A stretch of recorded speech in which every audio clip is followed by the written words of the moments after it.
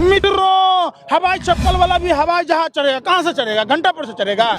मोदी जी वादे के सच्चे होते तो मोदी जी के भी बच्चे होते, पोता पोती से खेल रहे होते कि कभी तोता से तो कभी मोर से तो कभी मगरमच्छों से खेल लीजिए। आपके हाथ में अब तो मुजरा है, तवाइफ की तरह ठुमके लगा रहे। आपके हाथ में IB है, CBI है, रॉ है, तमाम संस्थाएं हैं।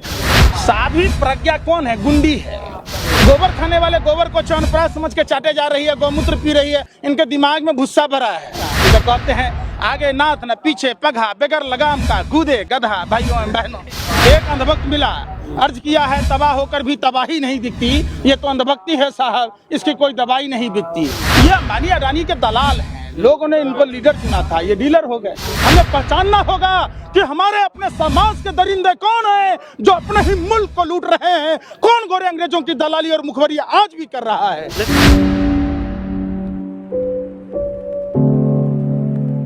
ये पूरी मदारियों की टोली है जो रस्सी को भी सांप बना के बेचता है, राख को भी मंजन। मोदी नहीं मदारी है, झूठ बोलने की पैदाइशी बीमारी है। जब से जन्म लिया इतना बड़ा पनौती कि देश में आया, देश को पूरा बेरागरक कर दिया है। जो 10.5% GDP था, विश्व की तीसरी महाशक्ति भारत था, आज भारत की स्थिति देख लीजिए। हम बांग्लादेश जैसे देशों से पीछे हो गए, तो फिर आप गुणगान करे जा रहे। लेकिन पंकज जी, आपने भी कहा कि हमने सरकार बनाई है, क्या ज्यादा मजबूत सरकार ने बना दिया आपने, जो आप ही की नहीं सुन लिया? अरे भैया, हमने तो सरकार बनाई थी, जब अच्छी नहीं लगी उसके बाद इन लोगों ने EVM हाईजैक कर लिया। EVM मेंटेनेंस का काम किसका है? आपने बिहार में देखा होगा। ये एक बात नहीं समझ में आता है, आप लोग सवाल क्यों नहीं पूछते? आतंकवादी कौन है? देश का पहला आतंकवादी नाथूराम गोडसे के लोग जो गोरे अंग्रेजों की दलाली और मुखबरी करते थे, सावरकर के लोग जो अब आजादी के बाद तिरंगा झंडा नहीं फहराया, जो तिरंगे का सम्मान नहीं करता, वो हमारे देश का कभी भी अपना नहीं हो सकता। ये हमेशा गद्दार। आज रेलवे क्यों रोकी गई? चाइना का जो समझौता है उसमें साफ है कि चाइना रेलवे में मुकेश अंबानी के थ्रू इन्वेस्ट करना चाहता है, रेलवे को जानबूझ के। इनके गुरु MS गोवलकर की किताब है वी आर आवर नेशनहुड। उस किताब में देखिएगा तो 95% लोगों को गरीब बनाना और 5% लोगों के हाथ में सत्ता का केंद्रीकरण देना, ये उसी एजेंडे पर काम कर रहे हैं और देश को गर्त में ढकेल रहे हैं। लेकिन अब क्या लग रहा है, ये तो मैनिफेस्टो कांग्रेस के में भी था ना, सरकार कांग्रेस भी तो लाना चाहती है। आप लोग एक बात बताइए, हर बात में कांग्रेस पर घूम के चले आते हैं। कांग्रेस ने अच्छा नहीं किया तभी ना सत्ता से बाहर हुआ। ये हमने आप परिवर्तन, लोग सोचा कि नरेंद्र मोदी जी प्रधानमंत्री बनेंगे तो हवा माने कार जो है ना हवा में उड़ेगी। लोगों को पता था कि बैल भी छिन जाएगा, बैलगाड़ी में आदमी खुद बैल बन जाएगा। लोग सोचा था कि हवाई चप्पल छिन जाएगा, जो प्रधानमंत्री जी कह रहे थे। भाइयों बहनों मित्रों, हवाई चप्पल वाला भी हवाई जहाज चढ़ेगा, कहाँ से चढ़ेगा? घंटा पर से चढ़ेगा। जब आपने एयरपोर्ट ही बेच दिया, जब आपने एयर इंडिया बेच दिया, जब आपने ट्रेनें बेच दी, प्रधानमंत्री जी कहते थे भाइयों बहनों मित्रों, ये तो विपक्षियों की साजिश है। हमारा तो पुराना नाता है, जिस समय 50 पैसा में मसाला डोसा मिलता था, उस समय ये 2 रुपये में कटिंग चाय बेचते थे। जब देश में गैस नहीं था तो कहते थे हम नाली से गैस बनाते थे, बादलों से राडार छुपाते थे, मेल करते थे। मोदी जी वादे के सच्चे होते तो मोदी जी के भी बच्चे होते, पोता पोती से खेल रहे होते कि कभी तोता से तो कभी मोर से तो कभी मगरमच्छों से खेल लीजिए। पूरा विश्व का दौरा मोदी जी कर लिए, क्या दौरा बाकी है? दिल का दौरा, वो भी नहीं पड़ रहा। कोरोना भी इनको भाजपा वाले को अछूत मानता है। एक बात बताइए, दिल्ली चुनाव में इनके 300 सांसद थे, 40 केंद्रीय मंत्री थे, 17 मुख्यमंत्री थे, उसके बावजूद कोरोना वहां नहीं घुसा। शिवराज सिंह चौहान की सरकार बनाए, कोरोना वहां नहीं गया। बिहार में चुनाव करा रहे थे तो बिहार में कह रहे थे कि ये लोग नक्सली है, 300 आतंकी घुस जाएगा।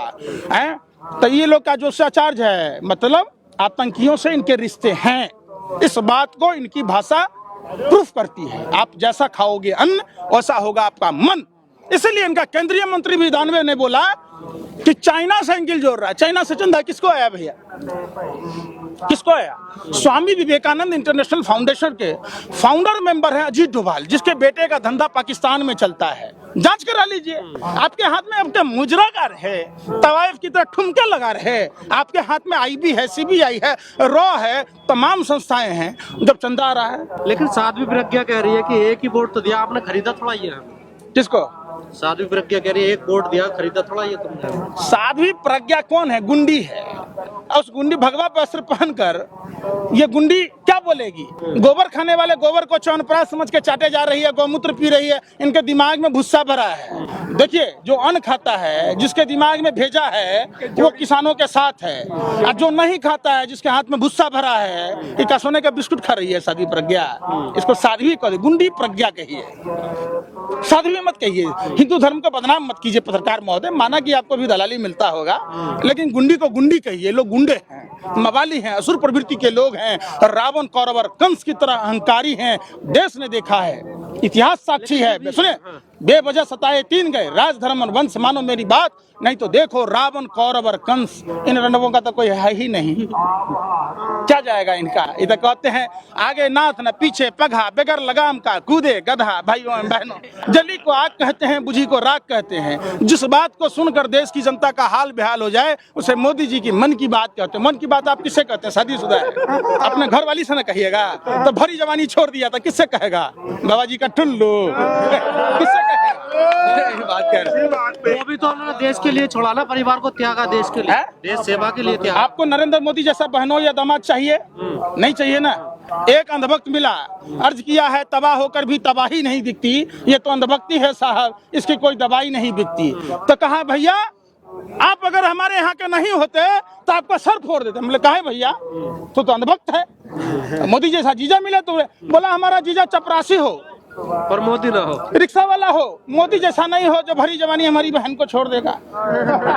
जो आदमी मोदी जो है वार्ड काउंसलर के लायक नहीं है, तो आप इसको प्रधानमंत्री बना दीजिएगा, तो एक ही फार्मूला इसको आता है, ना घर बसा हमारा, ना घर बसने देंगे तुम्हारा। काय के लिए बसने देगा? ये अंबानी अडानी के दलाल हैं, लोगों ने इनको लीडर चुना था, ये डीलर हो गए, रंगा बिल्ला प्रॉपर्टी डीलर। आओ रस्ते का माल सस्ते हैं। अब रास्ता क्या निकालोगे आप लोग? रास्ता इतने लतियाए जाएंगे, जुतियाए जाएंगे कि इनको मानना पड़ेगा। ये देश का इनके बाप की बपौती है, ये बाबा साहब अम्बेडकर के संविधान से चलता है। ये देश भगत सिंह का है, खुदीराम बोस का है, चंद्रशेखर आजाद का है, सुभाष चंद्र बोस का है।